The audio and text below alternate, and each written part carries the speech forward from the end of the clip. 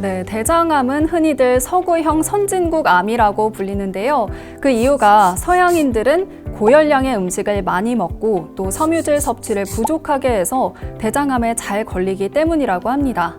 이에 반해서 동양인들은 대장암에 잘 걸리지 않는데 최근 우리나라도 생활 식습관이 서구화되면서 대장암에 걸리는 사람들이 많아졌다고 합니다.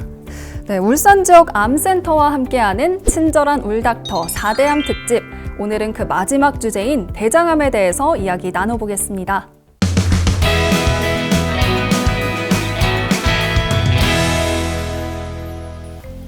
네, 김희영 교수님 안녕하세요. 네, 안녕하세요. 혈액종양내과 김혜영입니다.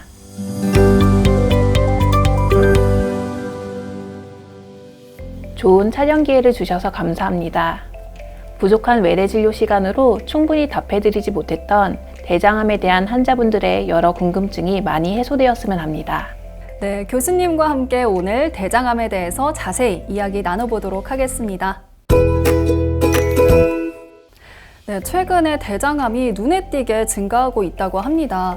제 주변에서도 좀 대장이 안 좋다고 하시는 분들이 많아서 더 체감상 와닿는 것 같은데요. 먼저 대장암이 뭔지 간단히 설명 부탁드릴게요.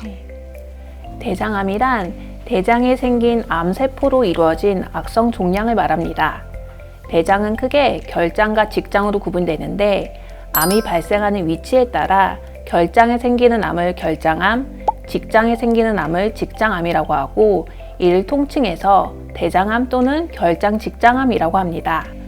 대부분은 대장의 점막에서 생기는 양성 혹은 선종에서 암으로 진행하는 선암이고 드물게 신경 내분비 종양이나 림프종 같은 것들이 생길 수는 있습니다. 네, 대장암은 국내 발병률 3위, 또 암 사망률도 3위라고 하는데요. 이 많이 발생하고 그만큼 사망률도 높다는 건데 발생 원인은 좀 어떤 게 있을까요?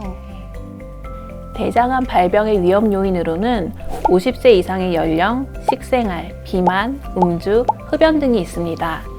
그 중에서 식생활 부분을 살펴보면 돼지고기와 소고기 같은 붉은 고기를 다량 섭취하거나 햄이나 베이컨 같은 육가공품을 즐기면 대장암 발생 위험을 높인다고 알려져 있습니다. 그 밖에도 유전적 요인이나 만성 염증성 장질환 등을 원인으로 볼 수 있습니다. 네, 부모님 세대보다는 확실히 이 식생활에 변화가 있다는 생각이 듭니다. 어딜 가나 사실 고깃집이 있고 또 편의점 음식에 최근에는 코로나 때문에 이 배달 음식 시켜 드시는 분들도 많잖아요. 그래서 그런지 최근 대장암 발병에서 나타나는 뚜렷한 특징이 있다고요. 네, 앞서 전해드린 발생 위험 요인 중 한 가지를 50세 이상의 연령이라고 말씀드렸는데요. 통계상 50세 이상의 연령대에서 대장암이 많이 발생하기 때문에 대장암은 나이와 비례해서 발생한다고 보고 있습니다. 하지만 최근 암 발생 통계에 따르면 20, 30대의 젊은 환자들에서 대장암 발병률이 눈에 띄게 증가하고 있습니다. 배달 문화가 보편화되면서 기름진 인스턴트 음식을 즐기는 일이 일상화되고 잘못된 식습관뿐만 아니라 비만, 음주 등으로 인해 일명 MZ세대에서도 대장암 적신호가 켜졌습니다.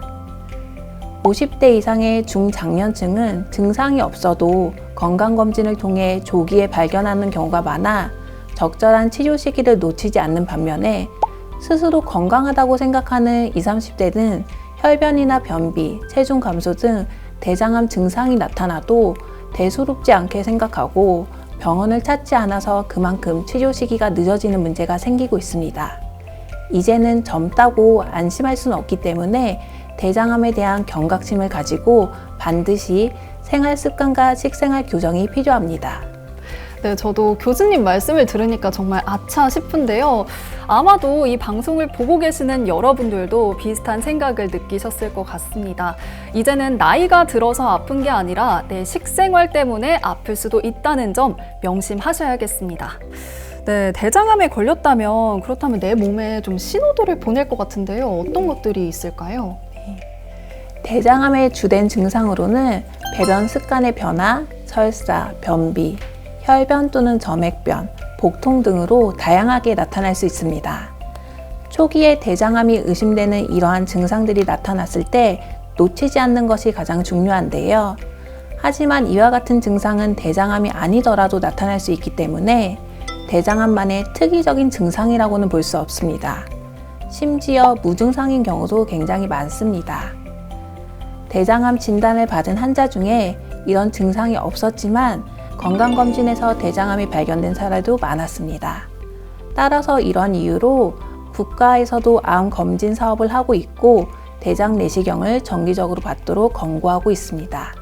네, 내 몸이 보내는 신호를 무관심하게 받아들이는 것도 문제지만 아예 신호를 보내지 않는 무증상이 더 무서운 것 같은데요. 이런 대장암까지 잡아내려면 사실 대장 내시경이 꼭 필요할 것 같아요. 이런 대장 내시경뿐만 아니라 어떤 검사 방법들이 있나요? 대장암의 검사 방법 중에는 대표적으로 분변 자멸 검사와 대장 내시경 검사가 있습니다. 분변 자멸 검사란 대변에서 피가 검출되는지 확인하는 방법으로 간단하지만 대장 내시경에 비해 진단의 정확도가 떨어지는 단점이 있습니다. 대장암이 있는데도 출혈을 동반하지 않는 경우 검사에서 이상이 없다고 나오거나 또는 대장암이 없는데도 치질이나 개실 같은 장질환이 있는 경우에는 출혈을 동반하고 있다면 분변 자멸 검사에서 이상이 있다고 나오기도 합니다. 따라서 대장암에서 가장 좋은 검사는 대장 내시경 검사입니다. 장 전체의 관찰이 가능하고 조직 검사까지 동시에 할 수 있으므로 가장 추천하는 검사 방법입니다.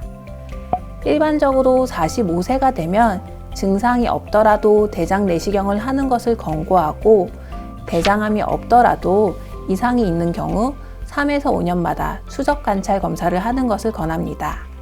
지금까지 설명한 분변 자멸 검사와 대장 내시경 검사 모두 국가암 검진 사업의 일환으로 50세 이상 대상으로 매년 1회 시행하고 있으며 분변 자멸 검사로 먼저 이상 여부를 확인한 후에 이상 소견이 있으면 대장 내시경을 시행하게 됩니다. 네, 국가암 검진은 무료로 받을 수 있다는 거 아시죠?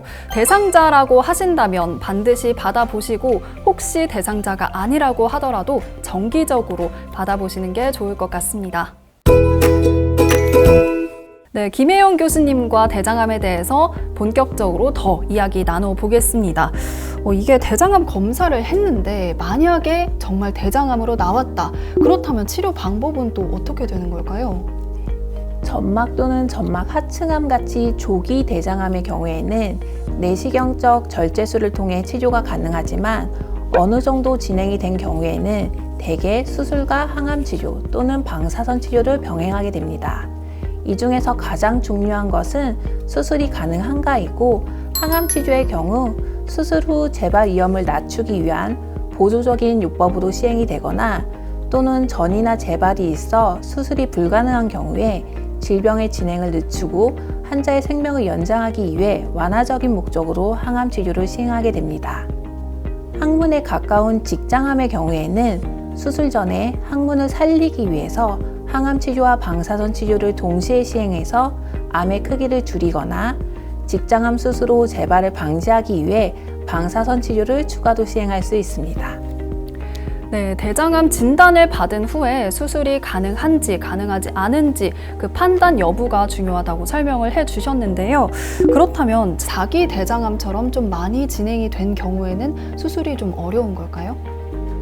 대장암은 다른 암에 비해 치료율이나 생존율이 높다고 알려져 있지만 원격 전이가 동반된 4기 대장암부터는 예후가 불량해집니다.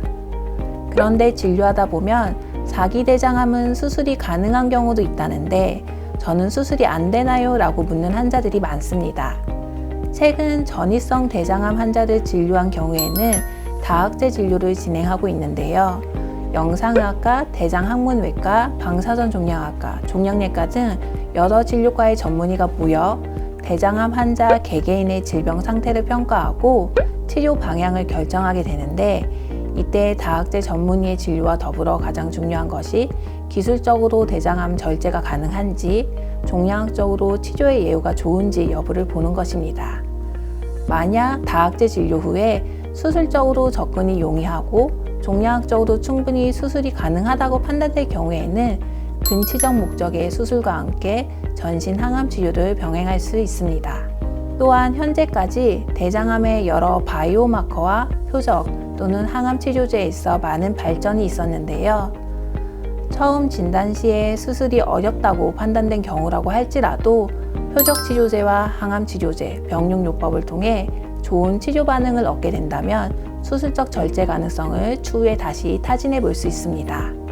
네, 근데 제가 듣기로는 이 폐암이나 신장암 같은 경우에는 면역 항암제가 효과가 있다고 들었어요. 대장암 같은 경우에는 좀 어떤가요? 대장암에서는 약 5%만 면역 항암제에 잘 듣는 타입으로 알려져 있습니다.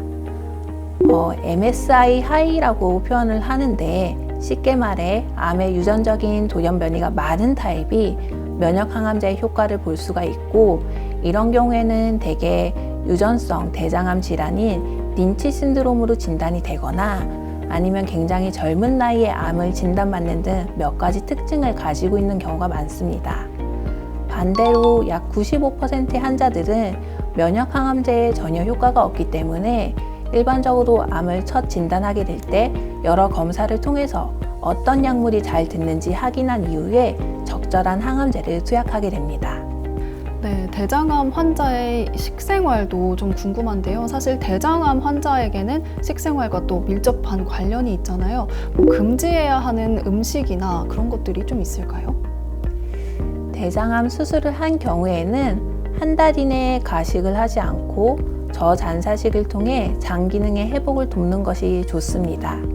저잔사식이란 체내에 흡수가 잘 되어 장내에 잔류하거나 체외도 배설되는 성분이 적은 음식으로 대변의 양과 빈도를 줄이고 장에 휴식을 주기 위한 것인데요. 껍질이 있는 것, 단단한 것, 질기거나 기름기가 많고 강한 양념이 되는 음식은 피하는 것이 좋습니다. 하지만 한두 달 이후에는 증상이 좋아지면 대부분 일반 식사가 가능합니다. 네, 좋은 말씀 해주셨습니다. 많은 대장암 환자분들에게도 도움이 되었길 바라면서 마지막으로 하고 싶으신 말씀 있다면 한마디만 해주세요. 대장암의 경우 고령의 환자분들이 많습니다.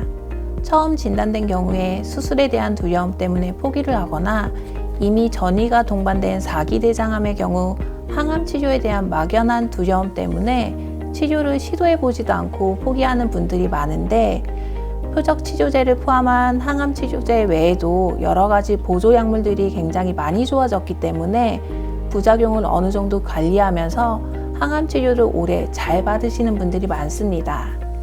대장암이 생기지 않도록 미리 예방하는 것도 물론 중요하겠지만 진단이 되더라도 낙담하지 않고 적극적으로 치료하는 것을 권합니다. 네, 지금까지 혈액종양내과 김혜영 교수님과 함께 했습니다. 친절한 울닥터 시즌2 4대암 특집, 이렇게 마무리를 짓고 다음번에는 더 유익하고 알찬 소식으로 돌아오겠습니다. 울산 시민 모두가 건강해지는 그날까지 친절한 울닥터가 함께하겠습니다. 감사합니다. 감사합니다.